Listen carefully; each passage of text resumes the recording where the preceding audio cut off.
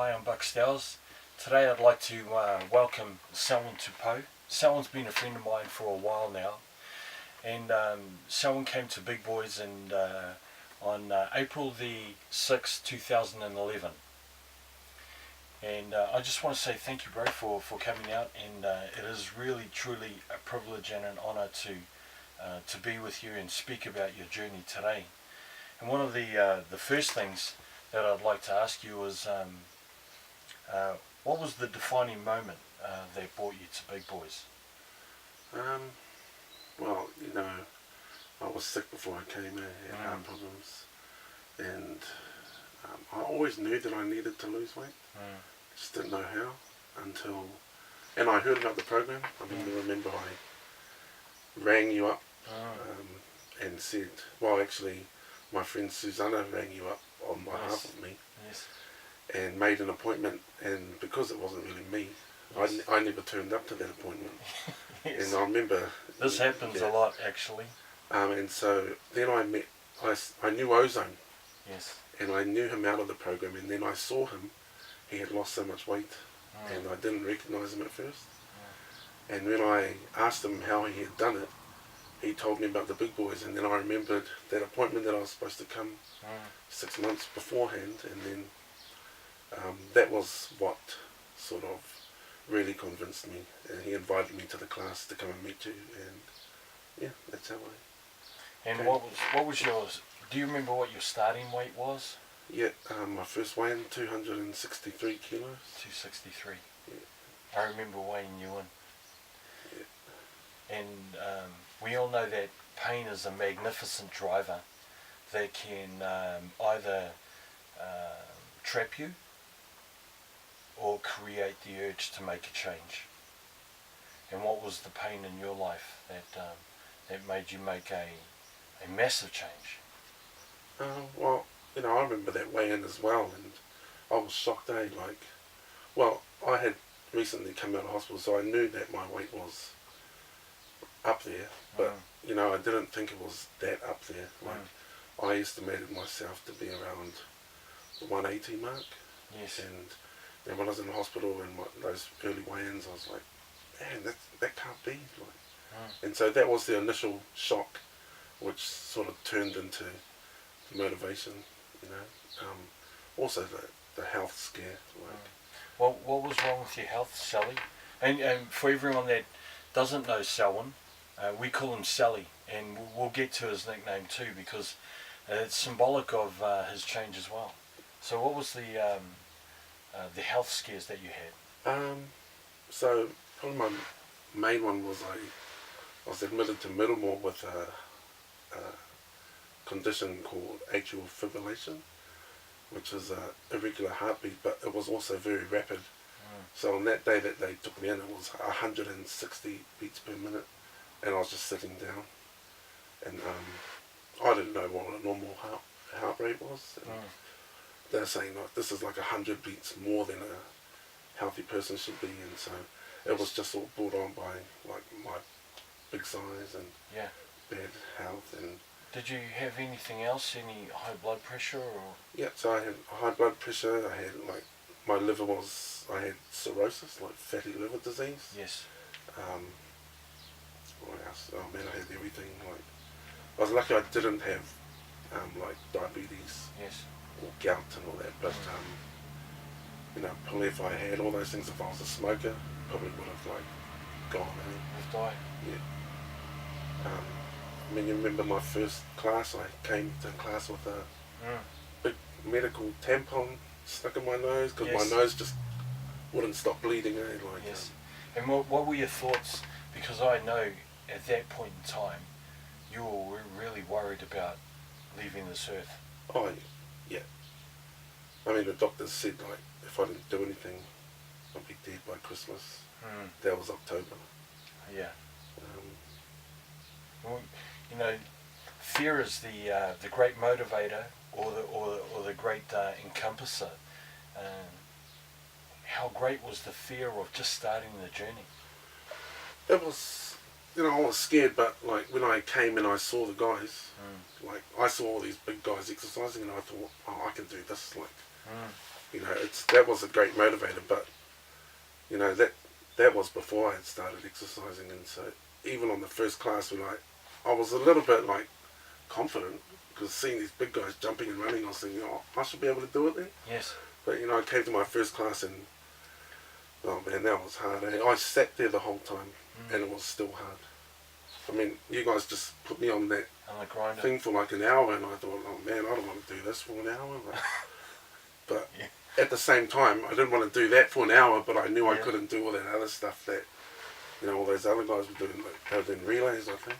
Relays, getting up Yeah. and down off Yeah. the ground. Yeah. Oh, I couldn't do that. No. Yeah.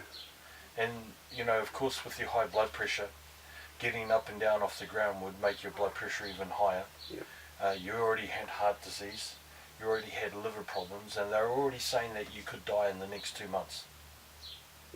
And you're still here 4 years later. 4.5. 4.5. And how's the journey been for you, my friend? It's been good.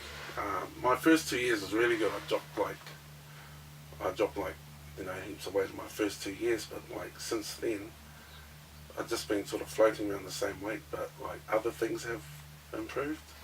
What's the most weight that you've lost? 90. I got down to 170. 170. Yeah. From 200. First of all, what was your heaviest weight? While I was in hospital, they weighed me and I was about like 275. 275. Yeah. But most of that I lost was fluid that I was carrying. I mean, they drained it out of my lungs. Like, I don't know, 15 kilos worth of pink stuff. So someone, you were going to die. Yeah. I'm so glad that you're here with us. Me too, yeah. Yeah. You've become such a big part of our family. You know, the Big Boys and Big Girls family and Genetics Gym. And I must say that the journey when I first saw you, I could see the fear in your eyes. And do you remember the first day that I weighed you in? Yeah. Do you want to tell that story? Okay, yeah, so, I mean, everyone knows I've been through the process. In those days, we used to sign up with Buck, go in, do an interview with him. He'd give us that questionnaire, and it talked about what are your goals, can you see the roadmap, do you know the journey, and I remember, you know, I went there for me, I wanted answers to help me, and you turned around and said like, well, first of all, you offended me when you said like, I don't know, I mean, I can't remember, but I mean, you called me like fat or something like. I didn't call you fat, but when I asked you, how are you feeling, and you said great. Yeah, that's right, yeah. And Yeah, I said I was pretty good, I was feeling alright, and you sort of said, don't know what I mean, like, you're a quarter of a ton, you're going to die. You're going to die. Yeah. And then I said, well, I was thinking, okay, yeah, well, I don't need to know that, that's why I'm here. And then I wanted to know, like, how can you help me?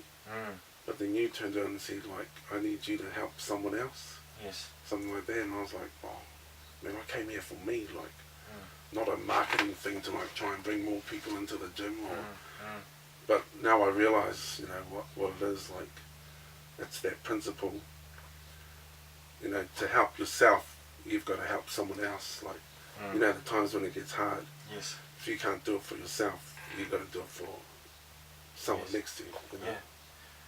And how did that work? When you left that day, I knew that you were pretty annoyed. Yeah, well, I was sort of annoyed because I was, you know, at the same time I was thinking like, man, I came to the gym for me. Yeah. And this guy wants me to come and bring, like, do his advertising, bring someone else. But, you know, I knew exactly at the same time who I could bring. Yes. With my brother. And you came back the very next day. Yeah. With your brother. Yeah, I went home and talked to Jace. I wasn't sure whether he was going to say yes. And I went home and asked him, and I was actually surprised that he's like, yeah, because I knew he needed it just as much as I did. Yes. He didn't have the health problems, but I mean, we were both 270s, like, you know. Yes. And He's just a little bit heavier than me, and I was surprised that he said, yeah, he wants to come. I remember weighing Jason the very next day, and he was 275. Yeah. He was shocked as well, eh? He was shocked as well.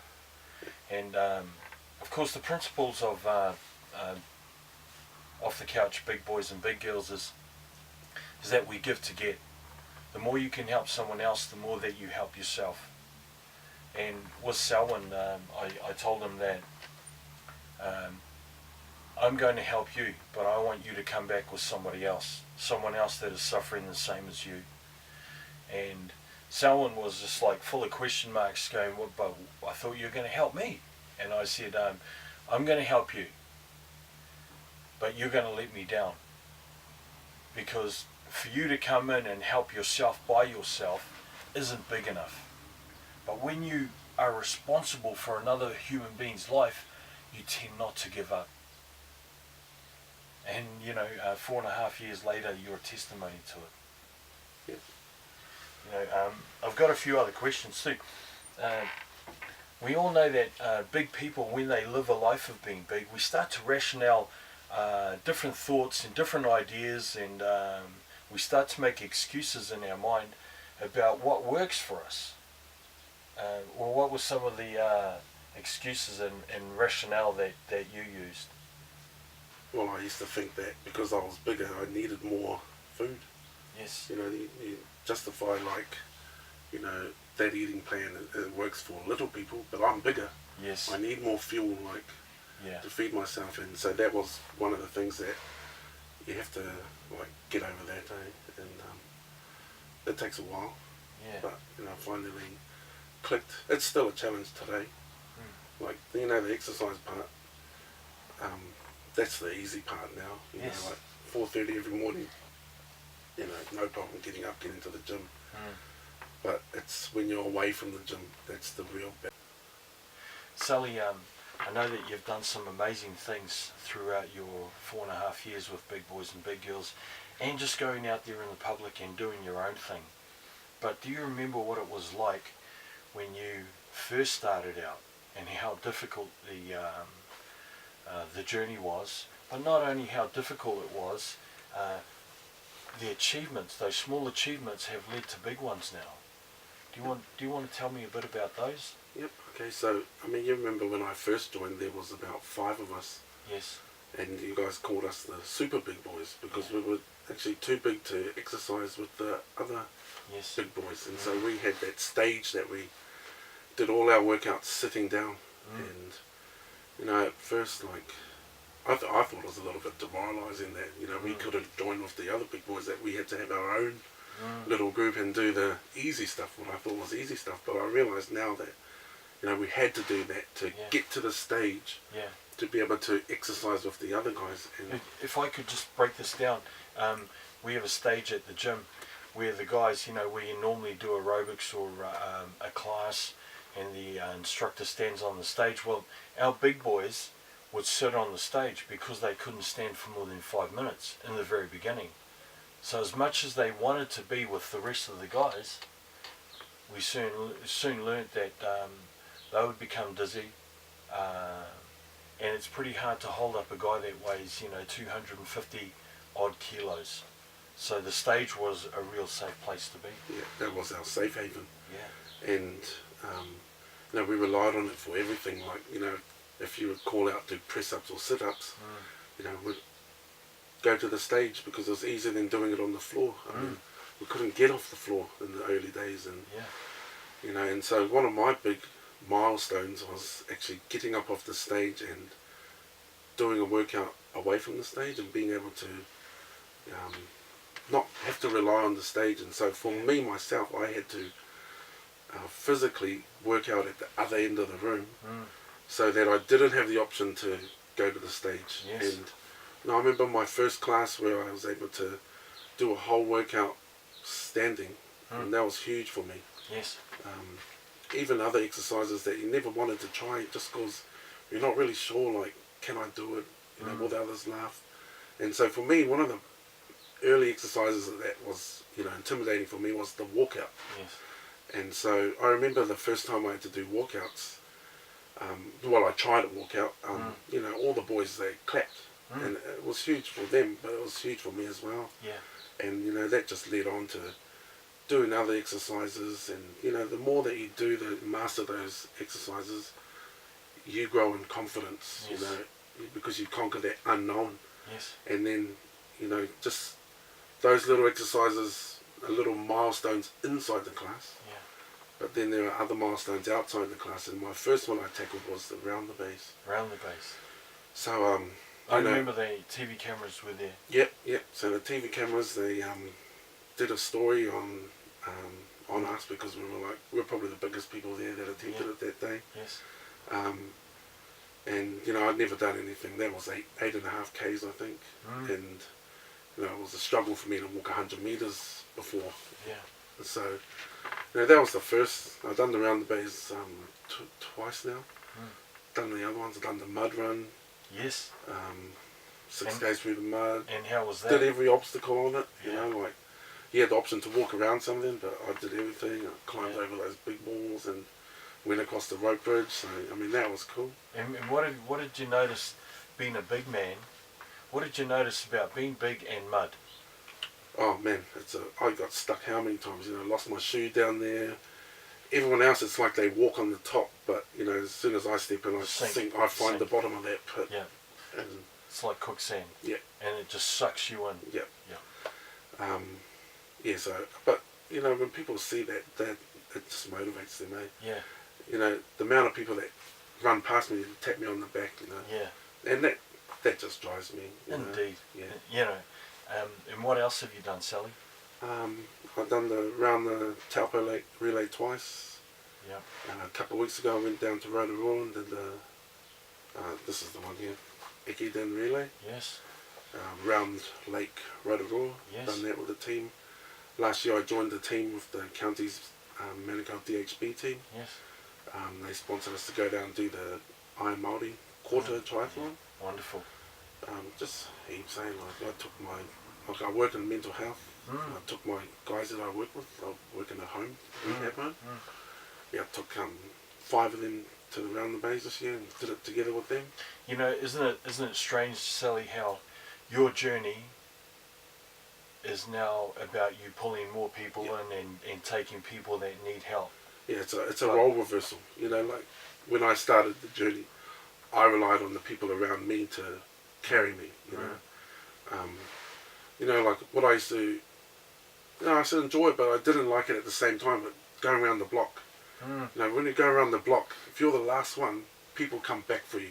Yes. I appreciate that. Yes. At the same time, I felt bad that they got to come back and pick me up. Yes. And so that was a motivator. Like, Yeah. I want to get around the block so that they don't have to Yeah. do extra work to come back and pick me up. But there's always another person, like, now that you're not the last one, and you haven't been the last one for a long time, there is someone else that needs you to go back and get them.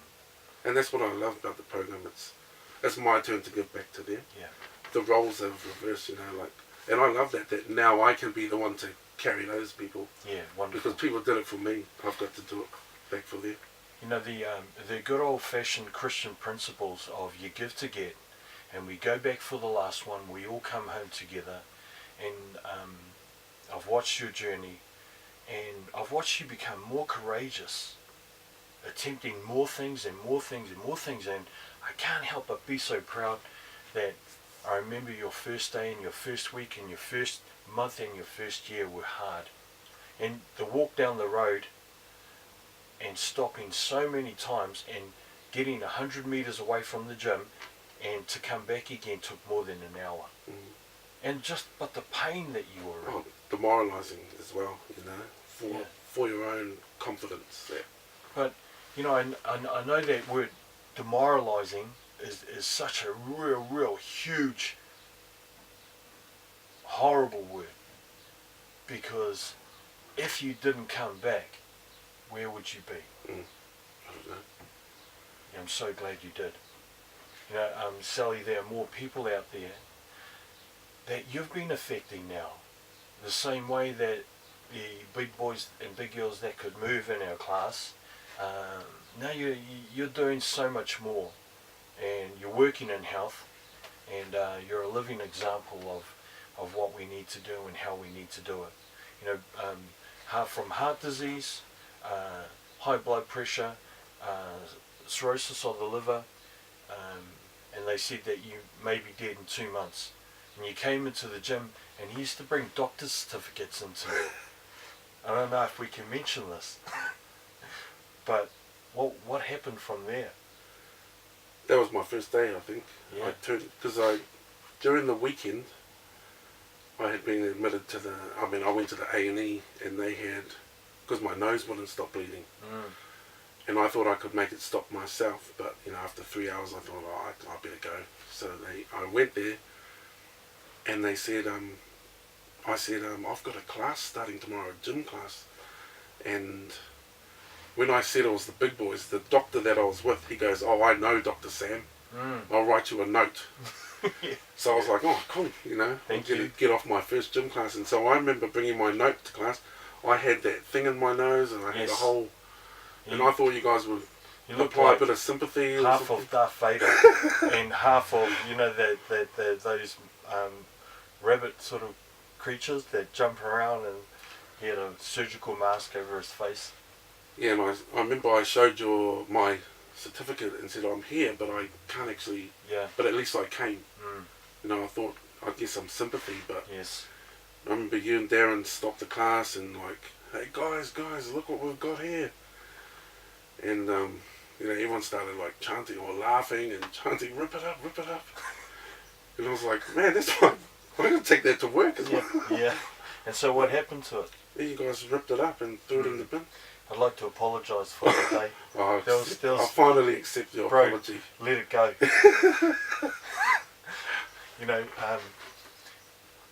What would you like to be remembered for? We've got another 40, 50 years on this planet, but when we finally go, what is it that you'd like to be remembered for? I'd like to be remembered that I helped people. Yeah. That I could give of myself to them. Yeah. Well, you're doing that now, bro. All I can say is that you're an inspiration. You're an inspiration not just to me, but to so many people that need to hear your story and need to follow your example. I'd just like to say thank you. This is Selwyn Tupou, a good friend of mine, and before we go, we call you Sally. And why do we call you Sally? Well, everyone has a nickname at the gym. You guys gave me my first nickname. It was Libra Fleur. I didn't like that, and so you guys gave me time to think up a nickname, and so I chose Sally the Dump Truck. Sally the Dump Truck. If you don't know who Sally the Dump Truck was, he was a sumo wrestler, big Islander guy. Yes, one of the greatest. Yeah, one of the greatest. Really big fella, and I like that dump truck analogy. Yes. It's time to dump all the baggage, the weight, Wonderful. all the problems, the obstacles, and move on. Wonderful. So that name just stuck, Sally. Sally. Yeah. With Big Boys and Big Girls, we pick a superhero name and we have a superpower. And Sally's has stuck with them. And I'd like to say thank you to Sally. It's been a real privilege and an honour to be speaking with you like this, because it's something we don't get a chance to do, to debrief over the last 4.5 years. And